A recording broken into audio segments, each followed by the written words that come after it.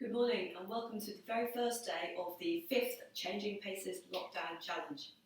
Today I want to discuss something which runners don't often discuss, which is upper body strength. Should runners put press-ups into their strength training regime? Not very many runners do, and it doesn't seem very intuitive to do so, because what does the upper body have to do with running, which is the lower body? It is worthwhile putting a few exercises such as press-ups, push-ups, bicep curls, those kind of general upper body exercises, chest press as well, into your running strength training program. And this is for a few reasons. Firstly, a lot of upper body exercises involve the core, and it's really important for runners to have a strong core, as we discussed last challenge with the sit-up and Russian twists, which we did last challenge. Why the core strength is really important then is because firstly it helps us run nice and tall, have that nice stable position without that hip collapse, and it also opens the chest up so we can breathe a lot more freely if we're running nice and tall with a strong core. The second reason the core is really important is because a stable core helps to stop rotational arm drag. When we're running, a lot of runners, particularly towards the end of races, you'll see them start to twist as they fatigue. Now, running that way is just wasting energy. We want all our movements to be propelling us forwards in a nice linear arm drive. We don't want to go there, so our arms shouldn't be going that direction. But that twist, which you see runners classically do, doesn't necessarily come from just the shoulders and just the arms, it comes from the whole core. So if we can strengthen those muscles which are weak enough to allow us to twist as we get fatigued, then we bring ourselves to a much straighter, nicer, neater posture where we can send all of our body movement to propel us forwards rather than wasting any energy. So, strong core is involved in a lot of upper body exercises, including the press-up. Another reason why press-ups, I would favour them as an upper body movement, which runners should do, is because you see a lot of runners and they run with quite wide arms. And again, this isn't very efficient. We want nice, neat, linear arms going north to south effectively rather than out here.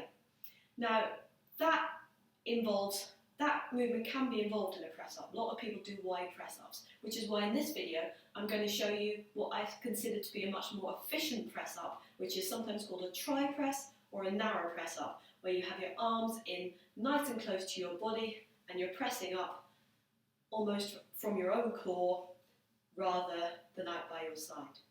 However, a lot of people find that movement a lot more tricky than that movement, particularly females, just because of our physiology. So there is a way to build up to be able to do a press up that way rather than out here.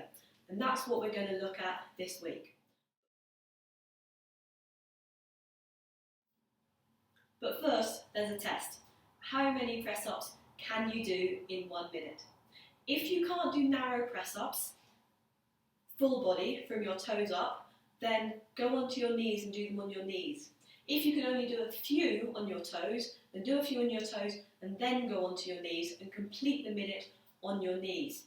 And then we'll see next week who the most improved narrow press-upper is. For a demonstration, get into the press-up position, but lying down with your face on the mat. Hands tucked in, nice and neat, beside your side, and then just press through the palms until you're in the press-up position.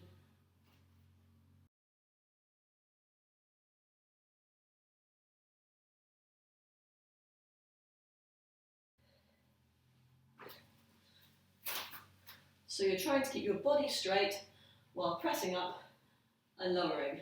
You're almost coming down, but not quite, to low on the mat. If you can't do that then, just do it on your knees. Same principles. Lie in front, hands tucked in.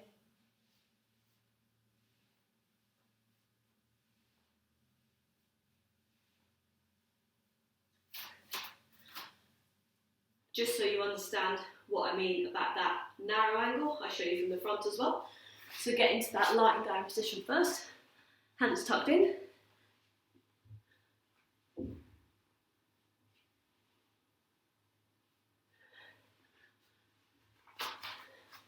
So I'm trying to keep my elbows tucked in as well as my hands nice and close to my body.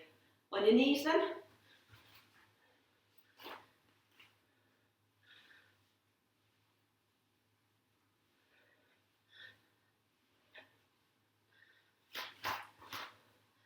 And just count how many you can do in a minute.